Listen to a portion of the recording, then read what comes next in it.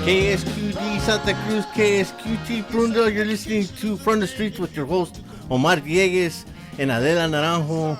And we're going to have a special guest today in the studio. We'll get to that soon, but like I always like to start my shows, I like to give thanks to the Creator for allowing us to be here on this radio, to bring the voice of the community, to empower, to inspire, and to bring some kind of healing to the community. And that's what this radio is all about, is to hopefully, you know, have some great stories and story tell here on the radio about what's going on in the community.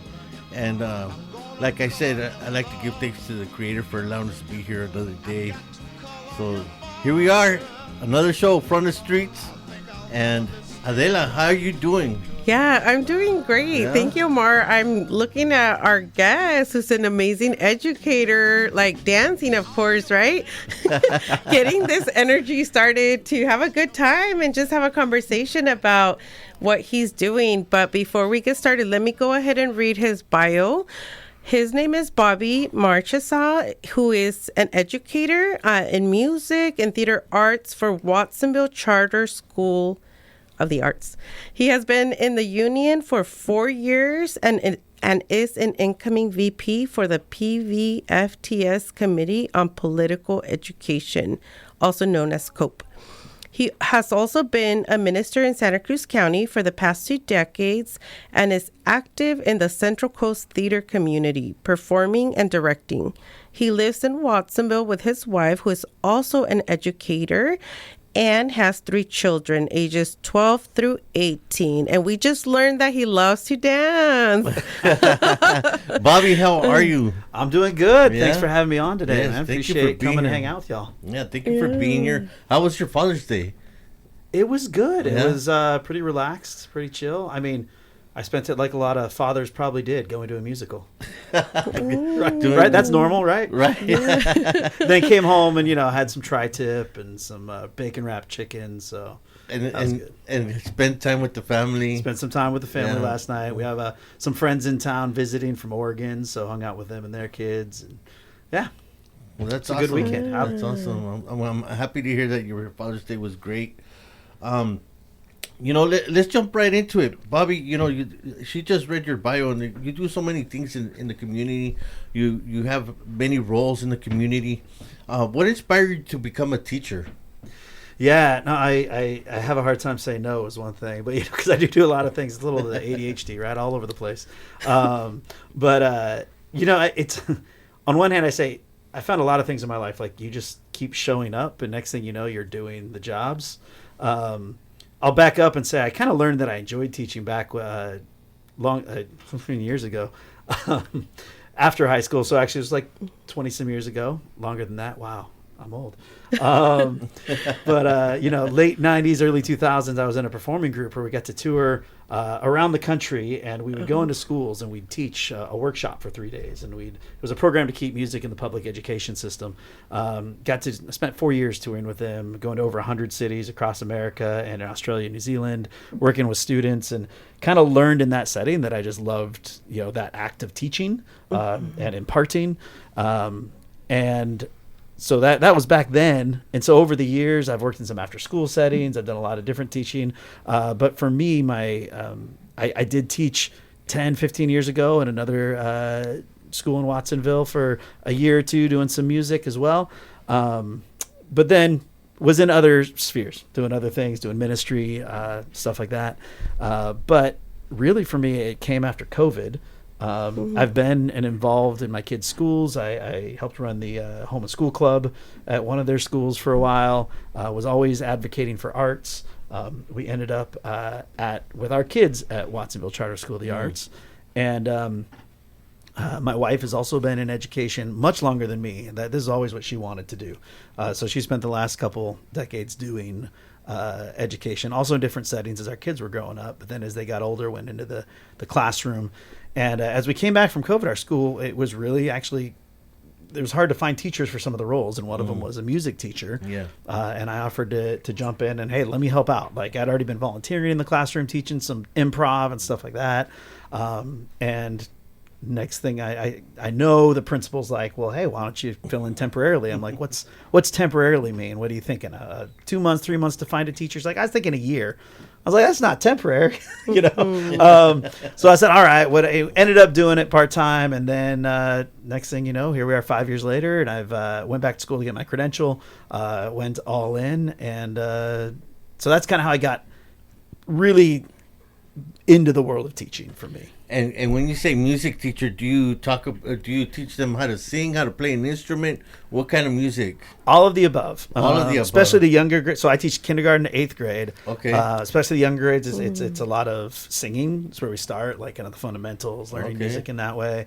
But then as they get older, we start doing recorder and then ukulele. We do a whole year on that. We'll do bucket drumming with the older kids, and kind of different instruments to get them going. We've got what's called Orff instruments that are like xylophones and things. And then honestly, my favorite part of my job is the theater. Like that's I do it with all of them, but particularly with middle school. I run every year direct our 4th to 8th grade musical that I'm always really proud of the kids and the quality of what we do, and that's my jam. That's what I love doing the most. And I think that age group is probably an age group where they're beginning to come out of their shell, beginning to explore new things, and it's probably one of the best years to teach these students to do the music, to do the theater, and I bet it's a lot of fun. It is, and for me, it's always been like I found a place of belonging in me. Right, I found something I was good at. And then I found people who also loved what I loved. And like, that's where I found a reason to go to school, right? A place where I wasn't the best student, to be honest, but I loved going and being a part of this. And I love watching that happen now as we create this environment where, kids love theater and then they find this community. Cause I don't know if you all have ever been involved or seen, but like theater, it takes up a lot of time and it's a lot of effort. But in that, there's a great community building that happens both with students as well as families, because it takes a whole village to put on like a big show, and you see them build confidence. I love that theater it teaches empathy, because they literally have to learn to be in somebody else's shoes, right? It's a supportive community, so all those things. I mean, I could go on about just all the things I love about theater education and the value for it in our schools. I have to ask, what's like your favorite grade level to teach? Because you've done K through 8th. And it's very different, kindergarten and then middle school, right? Like the grade levels are so different. Yeah, what's funny about that? I mean, it depends, right? It depends on music versus theater versus, and like I've taught in after school programs as well. And to be honest, funny enough, I don't know, should I say this? And like my employer might listen, but I'm like, I actually love high school more than anything. I love because I'll do that after school programs and.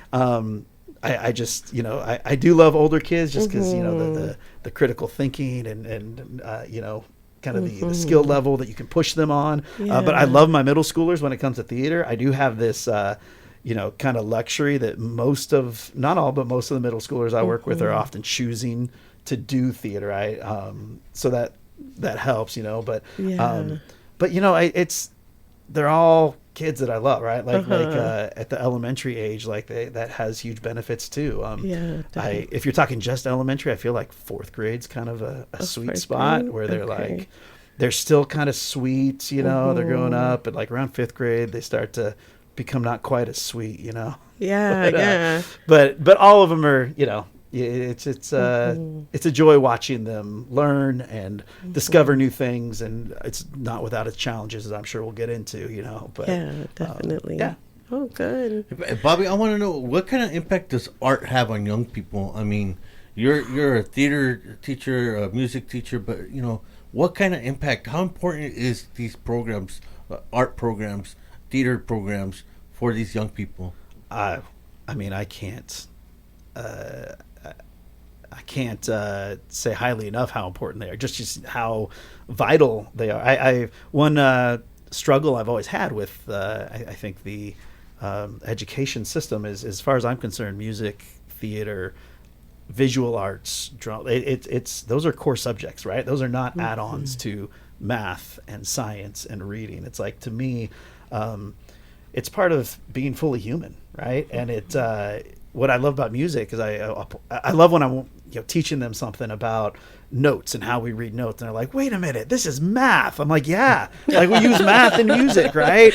And then it's like we talk about history, like where did these songs come from? I mean, we get to talk about like every big cultural moment, every revolution, every protest movement, right, has music and art attached to it, right? And there's a reason for that. And I remember seeing a video with Neil deGrasse Tyson where he talked about the measure of a society is how they treat their scientists and artists, right? It's like, I think, so yeah, for me, it's just, it encapsulates so many of the subject. It brings them together. It makes them practical. And it's a way for students to learn critical thinking, to express what's going on inside of them, right? To be able to share all those and more. I mean, you just said something very important, and I think it's probably one of the things that they get out of this critical thinking. Totally. To help, what they're learning these skills like critical thinking through music and art, but that same skill they're learning could be applied in different areas of their life as they grow. Absolutely. So arts are important to have them in schools and help. More than important, they're vital. Like we have to have them. Yeah. And right now that we're talking about these programs, we're gonna get into this a little later. But PVUSD has cut some of these programs, and this is some of I've seen you at school board meetings talking about bringing these programs. School board meetings? Anybody knows me, I spend maybe too much time there. It's like a hobby. Yeah. I try to stay away from something, but you can't sometimes. No, but I see you there, and I appreciate you so much, Omar. I love getting to connect with you there, and the voice that you are for our students is so important. So thank you for what you do. No, too. Thank you. I mean, I'm just one of the many voices that come to support the students. And it's. I see you there also advocating for not only for the students but also for the teachers and the community. And it's important that educators, community members come out and fight for education, and that's what we do. We come out and fight for education. And it's isn't it? It's a bummer that that's so accurate, but it's a bummer that it's a fight, right? And I think our goal always. That's not what I come wanting to do. I don't think any of us, our heart is we come and we want to fight for these things. We want to be collaborative and, any system, the system's broken. That's definitely something. I'm sure we'll get into that. Right. But there's one of the reasons I'm so passionate about, public school personally is being a part of the system and trying to be a part of improving it and being positive, and at the same time, the longer I'm in it, the more I see how it's a challenge. This is why we need each other, because without that community support, it does become discouraging at times, because you see how broken the system is, right? These institutions and all the bureaucracy and I don't know. It's tough. There's a lot of that, but we want to what does it look like to find a way to stop fighting about it and actually like create together and build something beautiful. When you find that solution, let me know. Yeah. Yeah. Work on it. You know? Or right back at you. Yeah. Whenever I think about the arts, I always think about equity, access. Earlier you were mentioning like sense of belonging, the identity forming for a lot of middle schoolers who participate in the arts, especially like theater arts. I always think about how do we create access, like even having those programs, but access for all students, to be able to be part of them. They're crucial. I mean, can I bounce off? I mean, to be honest, one of my passions has been, and there's a lot of other great educators who are doing this as well, and I appreciate who are doing arts in Watsonville. And that's been something that I've been passionate about, because I have my oldest son who's 19 now. He's pursuing theater. He's done theater his whole life. But, we found there wasn't a lot of opportunities in Watsonville. We had to come to Santa Cruz or go south. And there's so much talent and so much our students in Watsonville deserve the opportunity as well. And so that's been a big heart for me and passion of mine is students in our community should be able to stay in our community. And I am seeing more and more of it now at our high schools because of some really great teachers who are bringing that, and I'm just honored to get to be colleagues with them and to all be doing great things at our different schools. but we can always use more. Yeah. I seen you at the me and Adela seen you at the Zoot Suit play, and Which was so awesome. and I thought that it was so powerful to see these students do that play, and it was so relevant to today's all the struggles that we're facing in our communities, and I was just like touched to see that Pajaro High School was able to do this play. The students were able to learn about a piece of history and empower themselves through this play, and it's just so. Yep. I mean, it was so powerful to. I hope that these plays keep on, and any kind of art that they're able to explore keeps on happening in the schools because it empowers students. Yeah, I loved seeing that. It was Gabe Robledo's doing an awesome job over there. It's cool that he did that in high school, and then to get to bring it back for these students.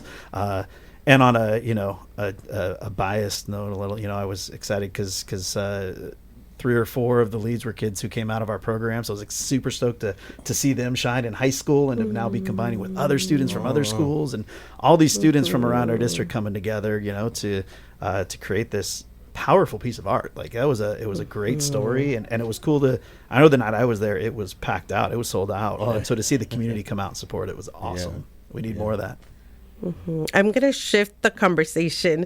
So a lot of parents in the community and educators are very concerned about the recent cuts within the district.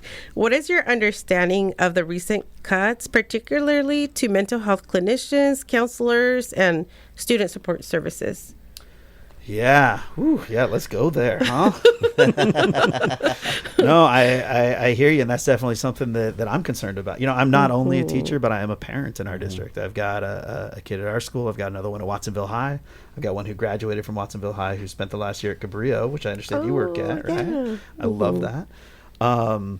So, I got students in the district as well, and I'm a teacher because I love contributing to my community, right? It's hard now that I've gotten more into it. Like there are times that I think about leaving PVUSD, maybe teaching somewhere else. There's a lot of reasons to, but at the same time, one of my core reasons is because it's my community, right? Like I want to be where I live, contributing. So I'm concerned, and my understanding, I'm not going to say that there's not challenges, and we can talk about some of the details. I'm sure we will about around the budget. And I definitely have some thoughts and opinions, but my biggest concern is that we've really taken all of the supports for the classroom teachers away, especially at the elementary level, if you look, right? And I do think a lot of times, don't get me wrong, all the levels get hit, but there is, I feel like the elementary schools really gets the raw end of the stick often.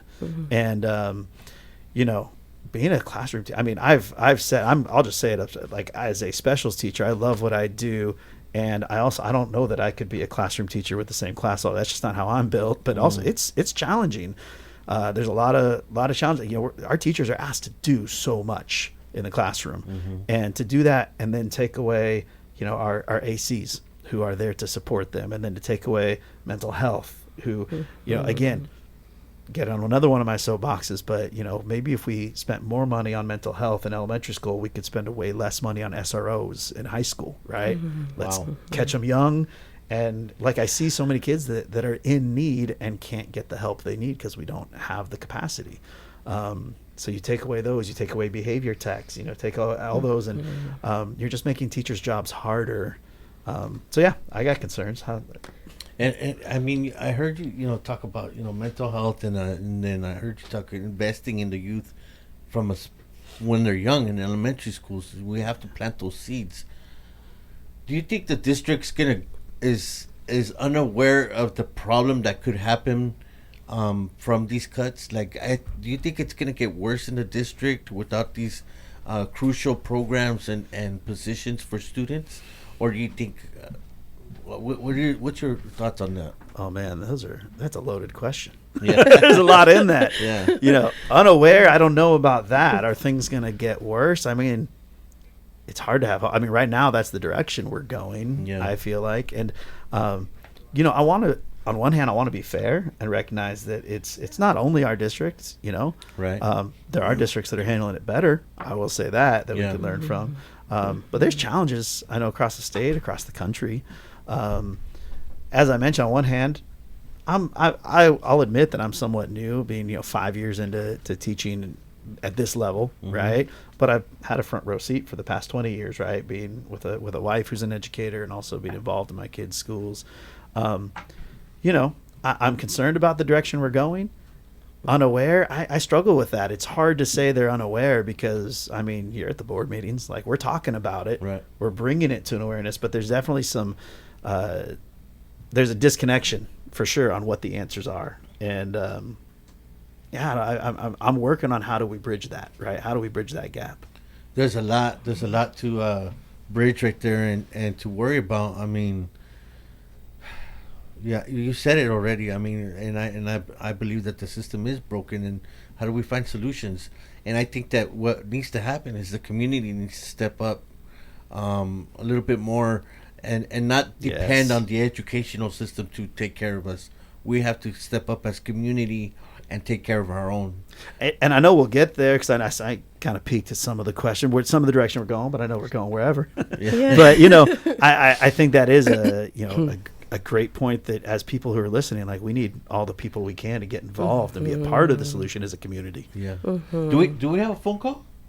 Let's we have check a phone in. Let's call. See what we got. All right. Caller, are you there? I'm here. How are you? I'm well. Hey, this is a shout out. Hey, Bobby. Hey, Adela. Hey, Omar. I know who this is. Yes, this is Mark, ain't it? Yeah, it's Mark. How you doing? I'm doing well, and tuned in to catch you guys. And I just wanted to, double down and say you've got some really wonderful people in that room on air right now. I've known Miss Adela all her life, and her whole family. Yes. Yes. Oh my gosh! Yes, Mark. Hi, and I taught Adela and her brother and sisters, and every one of those kids has grown up to get an incredible education. They worked hard, and mom and dad worked hard. You are the Mexicana dream come true. Your entire family, and I'm so proud of you and everyone in your family, and your mother and father, the kids, and I'm blessed to know all of you and blessed to know Bobby. And Bobby is an incredible, brilliant community leader. Yes, union he is. Rep, teacher. You're so sweet. And I'm proud to call you my friends, and I'm proud that you are community leaders in a community that I have made my adopted hometown for the last 40 years. And I just had to check in and tell you that. So that's all I got. Well, thank you. We should get these kind of phone calls every week. Can you check in every week? Yes, Mark. We needed this little booster confidence, But thank you for that. And that comes from. Mark is an amazing educator himself who just retired. Actually, took the golden handshake that the district offered, and so we are going. He worked alongside me at the school last year, and we're going to miss him. But he's an amazing educator as well. Yeah, definitely. Mark, I just want to say, thank you for all those words. Truly appreciate and, look up to everything you've done as an educator. He was my PE teacher when I was in third grade, and he was always super welcoming. I felt like my sense of belonging, Mark was part of that crew of my sense of belonging. And this is coming from a student who didn't know how to speak English. Who, we were the second Latino family at Linska Charter School, and Mark was always very welcoming. So thank you, Mark, for this phone call. It means so much. Thank you, Adela. I love you, honey. Oh, thank you.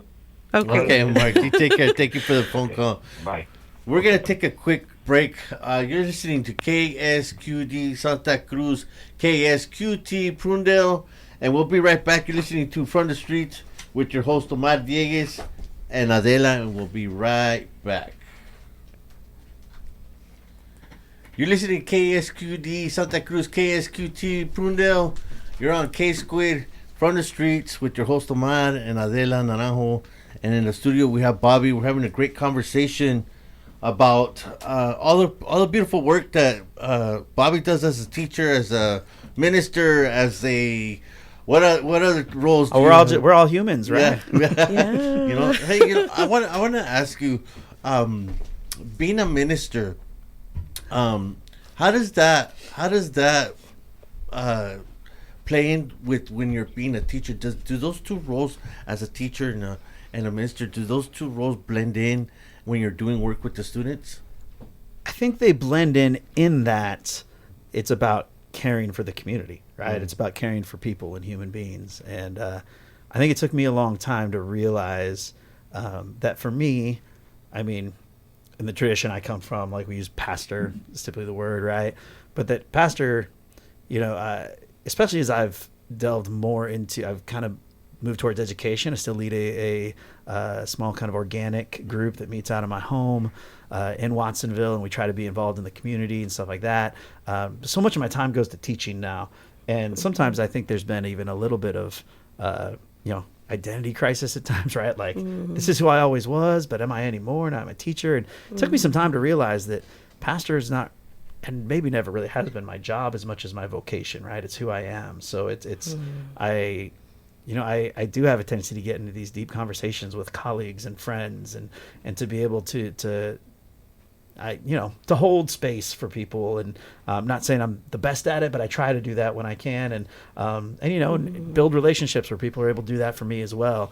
And same thing's true of the students I work with, right? Mm-hmm. Like creating a space where they can feel safe to explore who they are. I carry with me this belief that we are spiritual beings as well, right? Whatever that looks like for you in your tradition, but that we all have, just as we have a physical self to take care of in PE class, right? There's and our minds that we're learning all these things. There's a spiritual self that we have to us, and just to recognize and affirm that in humanity, and to be like, hey, more love, more unity is a good thing, and to care for.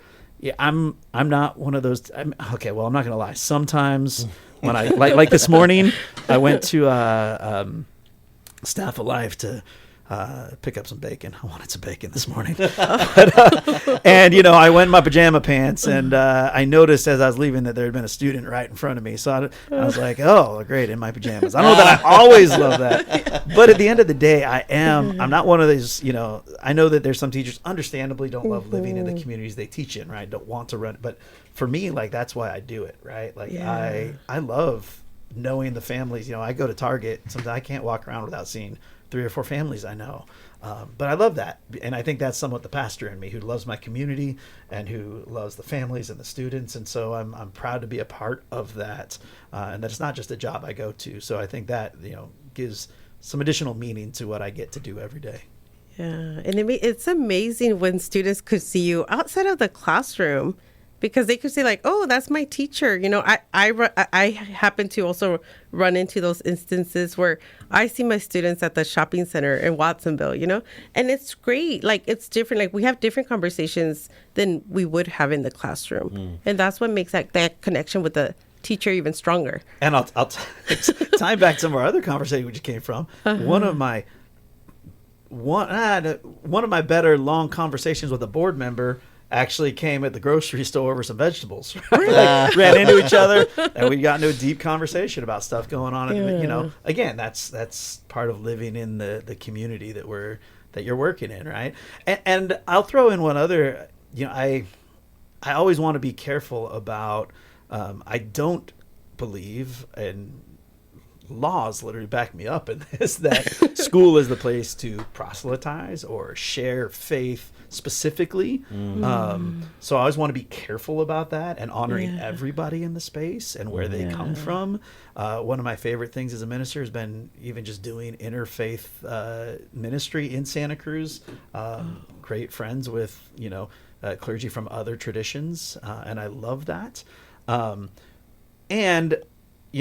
is an interesting thing at board meetings, is sometimes one of the places that I do love to kind of take off my teacher hat for a moment and put on my minister hat is, there are some messages that have come from my tradition of Christianity over the years that I like to kind of be another voice, and that's specifically around LGBTQ inclusion and support. And I really do like being able to be at those board meetings when it comes to, raising the pride flag or this or that, and just to affirm that there is a place in the faith tradition for those students who identify as queer or who need a safe space.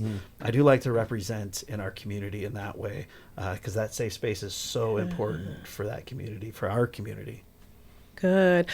As you know, I'm imagining that you run into so many students, so many parents in the community around town. What are some of the biggest concerns that you have heard from parents right now regarding either the budget cuts, anything that educators should be aware of? What do you say are some of the most strongest concerns that parents have? That's a tough one. Yeah. Trying to think about, because I am so deep into teacher world, that a lot of times I'm trying to make sure that I parse out, like, what are the things I'm hearing from teachers versus what I'm hearing from parents, and and to be honest, in our community, a lot of those are the same people.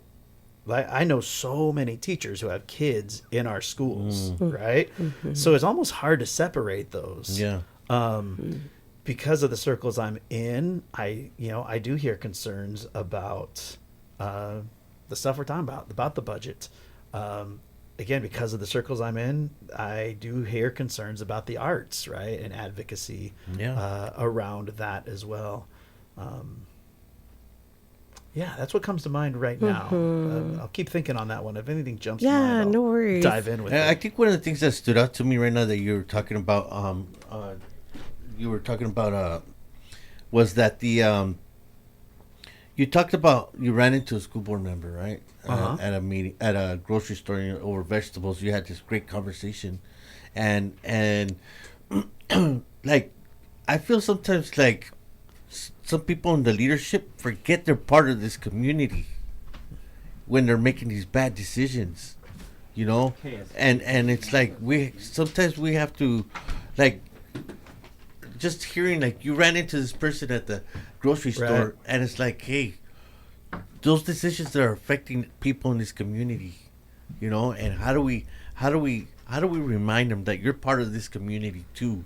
We need you to advocate for our own community. So, here's the hard part for me on that, Omar. Like, I want to be a little careful, because I hear where you're coming from and I get it. And then sometimes, because I feel the same way you do about a lot of this stuff. Yeah. And I know that sometimes they don't. I worry about saying they forget they're part of the community, because I think they care as deeply as I do, and they disagree on the solution, right? So part of me, it's hard to say, well, they're forgetting they're part of the community. But I think where I would go with that, where I agree with you, is I think the question. So when I was doing some work on graduate school on my master's on an MDiv, and the school I was going to, it included a master's of social work. I didn't quite finish the program, but because I went to go get a credential instead. But in one of my classes, one of my professors said something that's always stuck with me, which was, when you're doing social change work, who do you want to be accountable to? Who are you going to be accountable as you keep going? Because that's what's going to keep you targeted, right, on what you want to do. And so for me, it's always been questions like, at the end of the day, whatever work I'm doing, who am I coming back to make sure they feel like I've done my job? And I know for me, it's those who are marginalized in our community, who don't have a voice, who I want to lift up, and right. And so I guess my question would be is for maybe some of the leadership, is who are you accountable to? Are you finding yourself accountable to these structures of power and of the system that's above you? I agree. Or are you being accountable to maybe and that's where I think if we can have that conversation, maybe it can disarm from feeling like an accusation, like you aren't one of us, you don't care, and more to like who are you listening to and why? Does that make sense? It makes a lot of sense, and I'm glad that you share that perspective with us. And Bobby, guess what? We got another caller. I love it, man. You're making these phones ring off. People call us. This is fun. Yes. Caller, are you on the phone? Yes, I am. And sorry, Bobby, you know who this is too. Hey, what's up, Jen? This is Jen. Hi, Omar. Hey, how you doing? Great. And I'm so thrilled that you are having this interview. As I don't have to tell you all how great Bobby is. And of course, I agree with everything you're saying. But I just want to put in another plug for how important it is for parents and community members to advocate for access to the arts here in Watsonville. Uh-huh. So I'm also a parent. My 2 kids at Watsonville High. My older son just graduated. And both of my kids have really benefited from arts education, but we have had to fight really hard to get them access. So not to call out anybody specifically, but there's not the best support for the arts in our school district right now. And Bobby, you all kind of addressed this, but just helping people see that the arts are not just some kind of extra fluff thing that's a fun hobby. My older son has been involved in musical theater with Bobby. My younger son is a musician, and he's already making money as a mariachi. He's only 15, but he has had to do all of the programs he's had to do for music have been outside of school because his school offers pretty much no music at Watsonville High. So I am a parent who gets involved a lot and advocates, and if we have other parents from Watsonville listening, please write to the board. Please tell your schools we need more arts education in schools. And as Bobby already mentioned, my son was one of those kids. He started to do band when he was outside of school, when he was in 3rd grade, and he came home and he goes, "Mommy, music is like math." So just getting them engaged and getting kids to see that there's different ways to look at the world, and the arts are really an important part of our educational system, and it's being neglected right now. So thank you, Bobby, for everything you're doing, and thank you, Omar, and thank you. Thanks for having this show. And thank you, Jen, for everything you do. Yes, yes. We're all in this together. Yes, and that's what Watsonville is, and that's what community is. So thanks, you guys. Thank you for calling in. So can I bounce off that a little bit? Go ahead. 'Cause I think I might have mentioned, but right before this, I was actually in a meeting with what's called Arts Now, which is about advocating for arts in the community. And there is stuff that I want to encourage people to learn about and to know to help advocate for. And one of the things we were just talking about, some people may have heard of Prop 28. And this is a huge one because Prop 28 was passed, 4 or 5 years ago, but it just 3 years ago kicked into schools, where basically what it does is it says, like, of all the taxes that go to schools, the top 1% or something is going to arts before it does anything else. And so there's this huge influx of funds for arts into schools. But the goal was, and actually part of the law was, that you cannot supplant, you must supplement. So in other words, schools couldn't say, sweet, we've got this money for arts, let's fire all of our music teachers and then rehire them with this money. Not allowed to do that, because they said, no, this is money to expand arts. We want you to give even more arts. Right. And right now, for example, LA Unified is in a lawsuit because of supplanting, because they were using this money to supplant rather than to supplement. We need to learn. I like PV Arts is part of Arts Now, but Arts Now is talking about doing some education nights for families to learn about Prop 28 and how they can advocate for the use of those funds. And so I would encourage people to be on the lookout for that and come learn about it, because there have been concerns and questions about how that money is or even is not being used in our district. And, we want to use that to give kids access to more and more arts. So that's just one place that people can learn more and help us advocate. Thank you for sharing that, and that's important that the people know about this so that they can support this, because arts and any kind of music program, any kind of program that's going to stimulate minds and help students break that shell and come out and be part of this community. And arts is also a form of, like you said earlier, resistance. It's also a form of not only resistance, but it's a form of storytelling. Telling a story that needs to be told, which is what I love about theater. Yeah, right? So it's storytelling. And it's important that we keep these programs. It's important that we do whatever we can to bring them back and fight and give the young people the opportunity to grow, because that's what these programs do, is they help them grow and break out of those shells. Can I make another little plug? Yes. I didn't tell you I was going to do this, but so I'm just throw this out there. I'm in a show this summer, by the way, at Cabrillo Stage. Oh, it's called Sister Act. Okay. And I bring it up in this conversation to say, like, get some tickets, come out and see us, but also come see us because I'm a teacher that's in it. I have another friend who works with our after school programs, and she's in the show. We have another who is an AC or vice principal who just became a teacher who's in the show. And I think we have at least 1 or 2 students who came out of PVUSD in the show. So we have a lot of PVUSD representation. And so it's cool to see that too. Come out and check us out. Well, hey, you know what, Bobby? I want, right now that we're talking about stuff that you participate, can you tell us what your role was at the Super Bowl? This last Super Bowl. Tell us. We all want to know what your affiliation. Right. I didn't bring this up, guys. This is for the record. So I had the privilege of working on my second Super Bowl this past year, and so I've got friends who do this on a regular. One of my friends was there. This is his 29th Super Bowl halftime show that he was working on. Oh, no. And these are friends who I toured with 20 years ago or something. So as much fun as it is to be at the halftime of the Super Bowl, my favorite part is really these incredibly talented friends of mine who I've known for decades and getting to work alongside them. But yes, I had the privilege of, we know it was a very memeable, all those bushes running around the field. Yeah. And if you look, people sent me a meme or two that I was in. I was not one of the bushes, but if you saw the people in green sweatshirts that were moving the bushes around, telling them where to go, that was my, what I did. I was kind of a PA on the choreography team. And so basically all the talent on the field, which this year was the bushes, that's not directly Benito's team, was who we were in charge of kind of making sure they knew. And you only see so much on TV, right? But there's so much going on as far as like, okay, as soon as he goes here, this whole line needs to move so that next time the cameras come, they can get through this spot. Now you got to move again. And so we're staging all of that, running it throughout the week. And I got to be a part of that. I didn't talk to Benito, but I was like, I mean, as close as I am to you, I was right by him. Wow. Lady Gaga rolled right by me. No I mean, way. it was a cool week. Cool. Hey, you know, this is a perfect example right now. This thought came to my mind.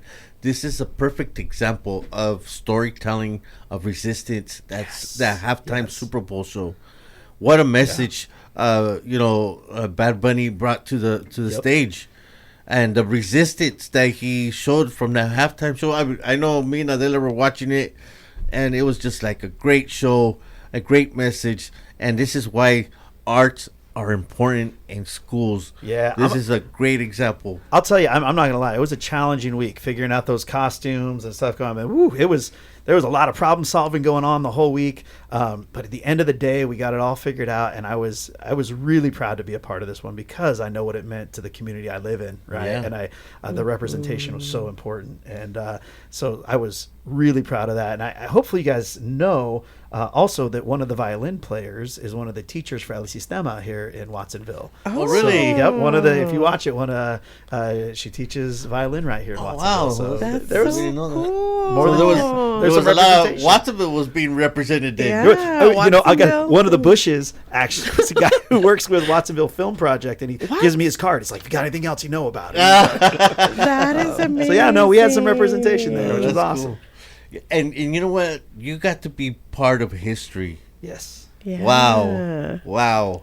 Hey, make sure we get his autograph before he leaves. I know, it's not before going to be he worth much, I leaves. promise. Ain't going to do much for you. And for all the Bad Bunny fans, which one was your favorite song that he performed that night? I mean, you don't have to say the name, but you could sing it too. I love it, Nueva York. Yeah, I don't know. It gets me going. Oh, good. But they were all great. I'll be real. Like, I didn't listen to a lot of Bad Bunny, but I was familiar with who Bad Bunny was, but I hadn't listened to a lot. Okay. And I started listening to him with the show, and I've fallen in love with the music. So. Yeah. I thought it was so powerful how he performed everything in Spanish. Yep. Right? Yes, loved it.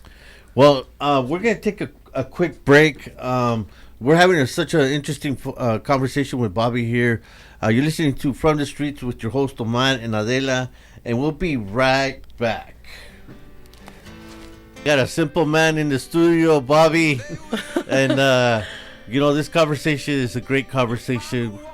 That's the purpose of this radio, is to bring real people, real stories, to tell them and to inspire our community, inspire our youth, and empower each other through storytelling and just highlighting the community members that live in our community. Adela. Yeah, thank you. So, this was a really great conversation, Bobby. Learned so much from you. It's amazing, all the hats you carry and how connected you are to the community. My question is, I hope you could envision yourself that you're speaking to other parents who are tuning in on the lines of advocacy, because there's different ways to advocate, get involved. What would you, or how could you encourage, there's different ways, right? Showing to the district, writing to the board. How would you encourage others, that perhaps it's going to be their first time getting involved, that they could participate as well?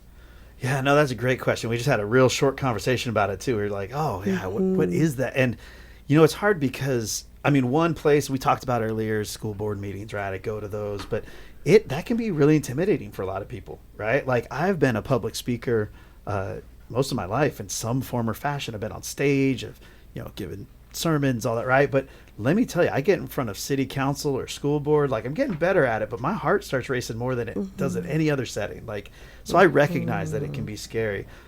But if you're able to come, like, and share your concerns, to share from your heart, like that makes a difference, right? So that's one thing I say. I think it can be intimidating too, because we worry that we don't know enough, right? But your experience is enough. Like, if you've got kids in the district, you've got important, valuable experience that needs to be heard. Even if you don't have kids in our district, what happens with our district affects your community. And so ask questions, get involved. You'll be voting for our school board members. As mentioned, like, I am the incoming as the VP of COPE, which we'll be working with, Congratulations. Maybe, or good luck. I don't know. But getting handed off by Rebecca Royston, who's been amazing in that role. So I got big shoes to fill. And she was Unionist of the Year, actually, I think last year. Oh, wow. Wow. So she's awesome, and I'm excited she'll be sticking around. Plug there, Rebecca, if you're listening. But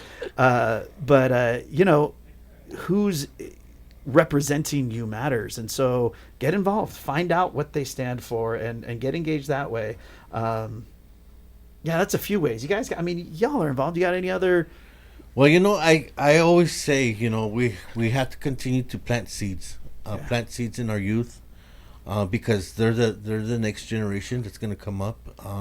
They're the next leaders, the next principals, the next board trustees. They're the next generation, so we got to continue to plant those seeds and empower them, encourage them to come out and to get involved, and support them, and support them in any way we can. Mental health is something that is super important in our community, especially with everything that's going on around the world.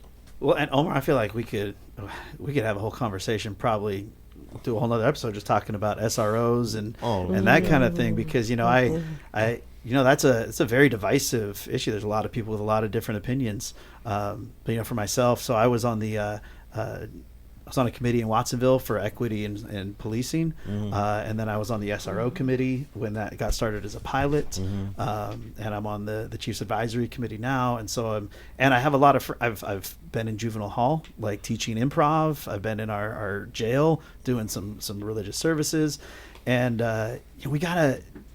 I just think it's so important to be listening to the voices of those who are maybe the minority of students, but the ones who are being affected negatively by this, and hear the challenges and really have some compassion and try and find some sort of middle ground, or at least have a bigger conversation around some of that. And that's one of the arguments that I always bring to the table when I show up to the school board meetings and I show up to different spaces. It's like, where are the real experts? You know who those real experts are? The ones that are suffering from these. And I'll call out what I struggle with is our district, love them.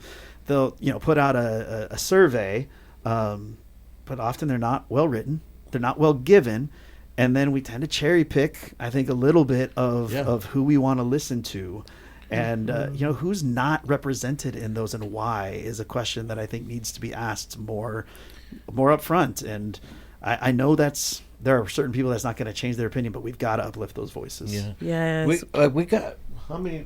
We got like 5 minutes left. We got about 3 minutes now. 3 minutes, really quick. I know that they're gonna vote on the SRO this week. I think at the school board. Yeah, it's on the agenda. And one of the things that I think that they need to do before they even vote on is where's the policy on how they're gonna deal with students that are gonna interact with SRO.